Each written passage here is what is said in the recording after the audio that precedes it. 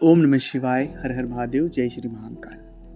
5 कड़वी बातें अगर आप इन्हें मेरी समझ लेंगे तो आपको कोई भी सफल होने से नहीं रोक सकता है। यह बात मैं इसलिए भी आपको कह रहा हूँ क्योंकि आपको यह बातें बुरी लग सकती है, उसके लिए मैं माफ़ी आपसे मांगता हूँ। लेकिन ये ग्रहों का सीरीज है।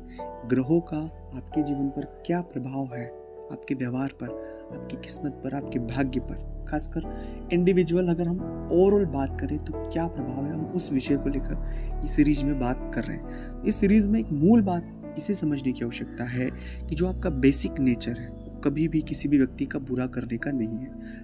ये अलग बात है कि लोग इस बात को नहीं समझते हैं। लोगों के मन में आपके प्रति एक अलग धारणा हो सकती है क्योंकि जो व्यक्ति जैसा होता है उसे दुनिया वैसी दिखाई देती है। तो हम उस पर और कभी बात करेंगे और इन सब लोगों पर आपको परेशान होने की आवश्यकता भी नहीं है। तो चाहकर भी आप किसी व्यक्ति का बुरा नहीं कर सकते। आप हमेशा लोगों का भला चाहते, आप किसी को ना नहीं कह सकते। आपको सबकी चिंता है, जो आपके हितैषी हैं उनकी भी चिंता है, जो आपके हितैषी नहीं है आपको उनकी भी चिंता है।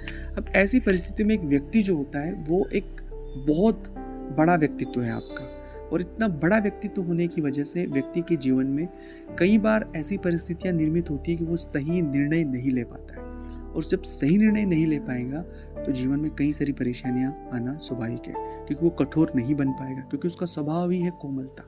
वो कभी किसी को ना नहीं कह सकता, वो कभी भी किसी व्यक्ति को चाह कर भी बुरा नहीं कर सकता। हमेशा किसी की मदद के लिए वो तत्पर है, आगे है, उससे जो भी बन पाता है वो ज़रूर आप करते हैं। इन सभी व्यवस्थाओं को, इन सभी चीज़ों को बृहस्पति से जोड़ा जाता है, और इसका सीधा सा भाव यही है कि आपकी कुंडली में बृहस्पति बहुत मजबूत है, क्योंकि गुरु का जो भाव होता है सर्वहित की बात होता है, सर्व सुख की बात होता है। लेकिन हम एक जीवन में हैं, हमारे साथ कई सारी स्थितियाँ और परिस्थितियाँ हैं। मैं बेशक ये आपको नहीं कहूँगा कि आप अपने व्यवहार को बदले, आप अपने आचरण को बदले।